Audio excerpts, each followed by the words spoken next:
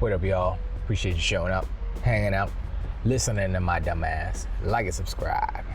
So, I want to talk about the kind of teaser that they put out, Microsoft, Xbox, if you will.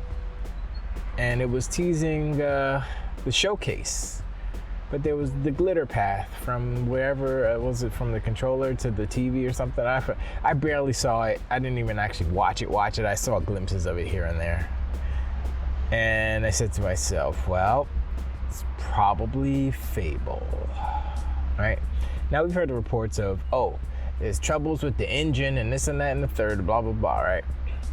Now, first, who's telling who's the sources of this, Is it a pony? Is it on the Sony side trying to downgrade or trying to hurt the production of said game? That's unnecessary because look at the track record of Playground Games. They haven't made a bad game, period. Not one. All the games have been bangers. Even the first Forza Horizon, which was, I think that was their first game, if I'm not mistaken. Even that, as super close to the perfect mark as it was at the time, I felt that it was lacking in that you can only ride on the roads, basically. And they literally fixed it in the next game, and I was like, let's go. So I have plenty of faith in Playground Games because they are equal to the caliber of game studio that is, I would say, Naughty Dog or Insomniac or, the top tier Sony studios. Playground is top tier in that same level, in the same category. And people will disagree with me. They're like, no way that Forza Horizon is better than The Last of Us or The Last of Us 2. And it's like, I'm not saying that, but what I am saying is that they're a studio capable of making games that not every studio can do. For instance, if you were to say, hey, Naughty Dog, make a Forza Horizon game, I don't think they can do it. They have their own strengths, their own fortes, if you will. And that's what they do. They've been doing that forever. And the same can be said about Playground. And say, Playground, make a Last of Us. It's like, well, I mean, that's actually not a good comparison because The Last of Us is an open world game. The cool thing about Playground is that they're making an open world game, assuming it's an open world Fable game with their open world engine. Now, I've played every Forza Horizon game. And in the later Forza Horizon games, I believe they started in 3, they have a drone mode where you go in the menu, you can press pause and you go into drone mode and the drone pops out of your car and you can fly. I don't know what the radius is, but you can fly pretty far away from your car. And it goes up to a certain altitude. You can't go too high, but you can do all that stuff.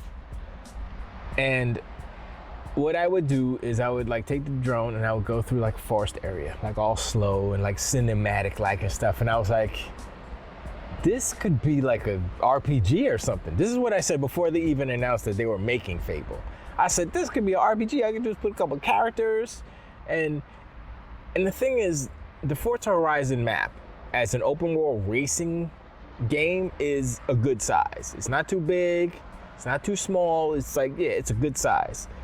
But as a walking around, it's really big. So I'm like, okay, so they could shrink it down maybe 3/4 the size of the latest Forza Horizon map, right? And they can add some quality. I would assume that they would do procedural generation on most of it. That's how they do these open worlds, to do procedural generation, and then any particular locations they would handcraft them, kind of like what the Unreal Engine is doing. But they had the tech in Forza Tech or whatever it's called that Playground's using. I think it's Forza Tech. And I'm thinking about Forza. I'm thinking about Fable, and I would say that the only thing that kind of turned me off from the original Fables were, it's a little bit what was the character design a little bit. I think their feet were a little bit too big. they're super what's the word? Demorphed. Anyway, it doesn't matter. But in the Fable Legends that they were making, that trailer that they brought out, those were perfect. I was like, okay, those look like cool characters. So if they use that character design for the template of this Fable game, I'm gonna be like, okay, that's cool. So they would have eased my concerns on that front, the character design front. Now, as far as animation goes, looking at the previous Forza Horizon games and the animation of the what human characters they have in there, it's all motion capture and stuff, so it's kind of hard to tell. And they're not like super ugly. I don't know how their lip syncing and stuff will work because they didn't do any of that in that game. So, you know, that's unproven. That's to be seen. We'll see. You know, this is their first foray into, you know, action RPG, let's just say. And while it is action, just like Forza Horizon action, it is not racing. So, you know, how will they adjust to the change in gameplay type, you know? So that's my main concern is are they going to be able to capture that same magic that they did with Forza Horizon? You know, you can't rely on the sense of speed. I mean, they got the music perfect on Forza Horizon, but that's all licensed music for the most part. So what I was thinking is that they should literally hire Danny Elfman, who did the theme of the original Fable, and just pay him a bunch of money, just do the whole game. Do the whole game, give us some tracks. You don't need to have a million billion hours of music. I mean, just look at Skyrim or look at Oblivion. You know, there's certain themes that are just like kind of ambient and in the background, but they're memorable. And so just look, Microsoft, you have the money. Give Danny Elfman his money, have him do the whole game. You know, pay him his whatever, 50 grand or whatever it is that he needs. It's probably more than 50 grand actually for Danny Elfman. But give him that, because, you know, if you want to make Fable, this new Fable, the Fable, that people would be like, yo, Fable is back, son, give Danny Elfman that money. Let him go bonkers on his super soundtrack. Let him do his thug dizzle. And yeah, that's what I say. I mean, I know you have in-house producers and orchestrators, orchestral guys and composers, but I would say this is a specific case. This is a unique case in that Danny Elfman was, I don't want to say he was key, but he was part of the formula of the ingredients of the original Fable. So bring him back, that would be cool. Pets, I would say, like in Fable 2 you had the dog, that was dope. Bring back pets, give us raccoons or freaking cats, or I don't know, little dragons or something. Do that. Give us pets, not just a dog, but give us pets. That would be cool. There's so many different things that you can do in this. I don't know where the time would be. Would it be more in the industrial, like Fable 3?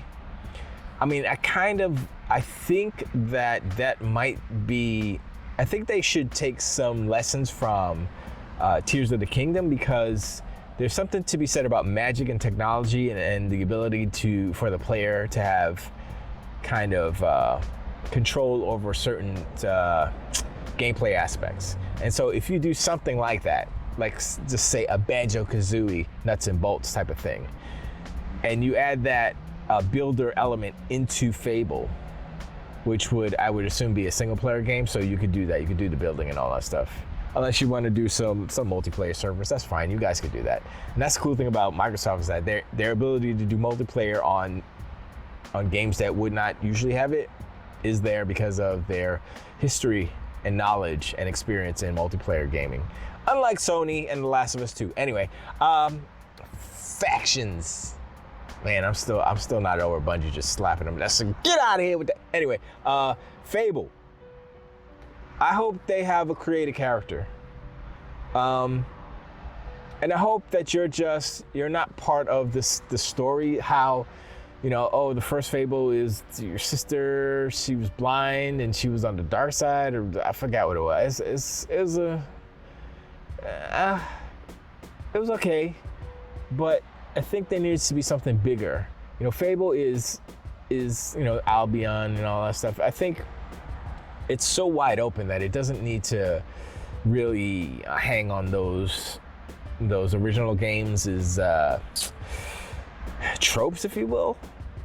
So I think it would be cool if they kind of make a new Fable, if you will. I mean, it is a new Fable, but Fable literally means it's a fairy tale, basically. It's a tale.